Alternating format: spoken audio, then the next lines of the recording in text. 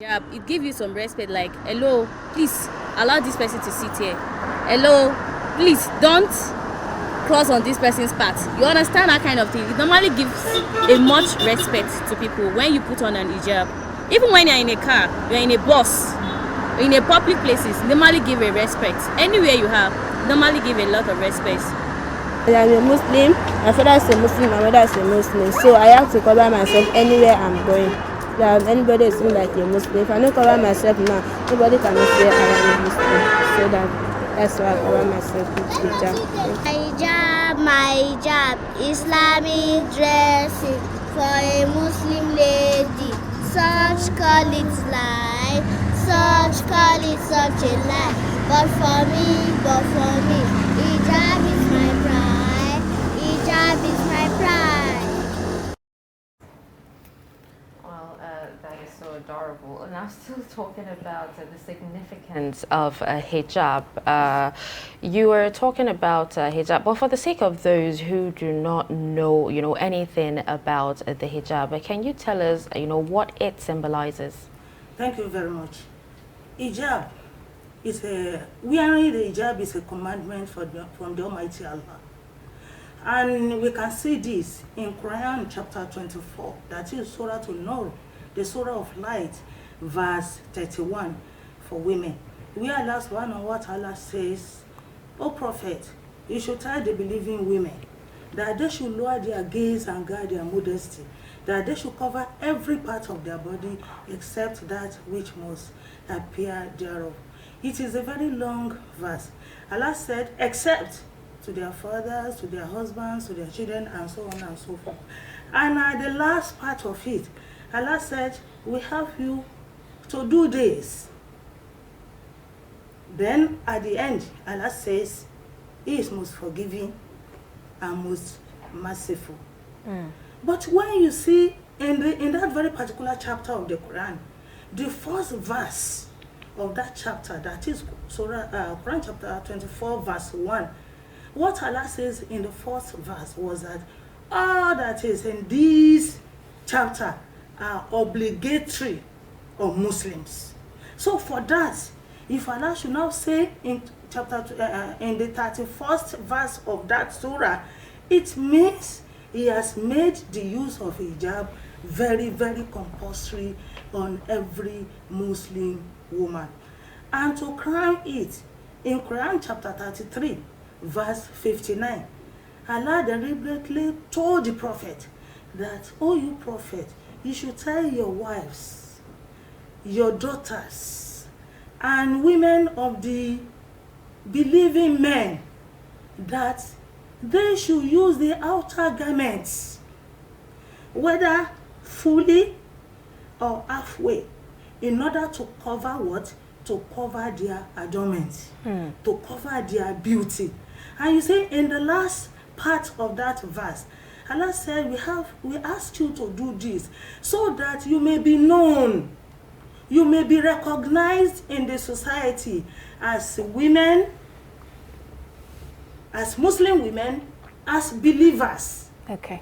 Then, to crown it all, Allah said again, we have asked you to do this so that you will not be molested. And that one is a very important aspect of the wearing of hijab. And Allah said, tell the believing women, not just all women, but those who believe in the teachings of Islam. Okay. Now, the theme for this year's World Hijab Day is Hijab, my crown, not a crime. Could you talk to us about the theme? Yes, this was brought about because of the molestation, because of the discrimination against Muslim women in schools, in their places of work, and even in the midst of their mates. This year alone, we could know how many universities that because of hijab have molested our sisters. Some were sent out of the lecture rooms. Even in a particular school in the southwest, the hijab was removed from a sister's head, which is strictly against human rights. And that particular sister that started this program was from the other part of the world, where she was discriminated against in her place of work because she was wearing her hijab. So now, this year's theme is to tell the whole world that wearing my hijab is not a crime. My hijab is a crown on my head, because that is the thing that gives me dignity and not to be molested among my equals. No, is it a crime? It is not, because I'm acting in accordance with the teachings of my religion. How could somebody now call it a crime? Okay, just to buttress what she has said, she talked about someone who was, intimidated at their place of work. And, this year the organizers of the event are calling on teachers around the world to stand in unity and solidarity with Fatima Anvari, who is a Canadian Muslim teacher who in December was removed from her classroom in a school in Quebec, because she was wearing a hijab. And, under a law passed in 2019 in Canada, civil servants in positions of authority in the province are barred from wearing visible religious symbols at work, and that was the reason why that happened. So this year, it's in solidarity of Fatima Anvari. Okay, just a few questions before we wrap up. A lot of people who are of different faiths have actually seen Muslim women wear different types of hijab. Can you tell us the types of hijab that are available and what their symbol is? You see, there are different styles. The one that covers from the head to the waist or to the nail is known as cape, while the one that comes from the head down to the feet is called himar. Okay. And you see, this himar resembles what many years ago was called cloak. And when you look at what is known as a cloak, it is a type of outer garment that is worn by the princesses and princes, even by kings, by the well-to-do in the society, just to show that they are men and women of honor.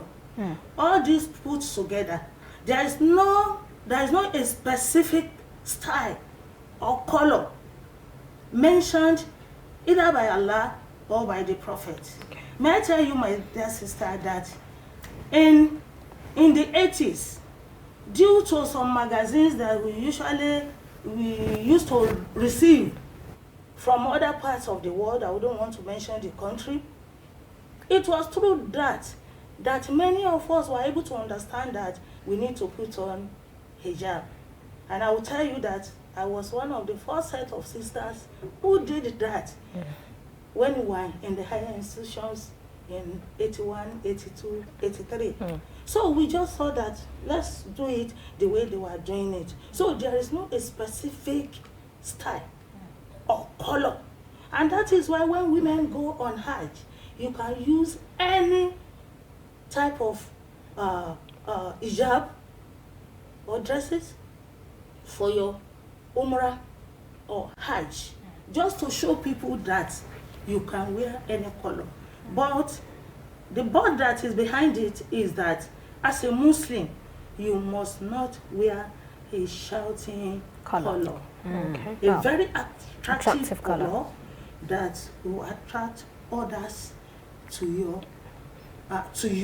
Maybe when you are in the midst of people or you are walking, to draw people to your attention. The essence of the hijab is to cover your beauty. And Allah said, when He told the Prophet ﷺ that we have provided clothing, raiment for the children of Adam to cover their shame and to beautify them. Then Allah said at the end of that verse that the best of raiment, the best of clothing is that of the fear of Allah. Even when you are putting on that your hijab or your cape or a himar, the fear of Allah must be the foundation of whatever you are wearing. Well, thank you so much for coming on the program this morning, and we hope to have you next time. Thank you.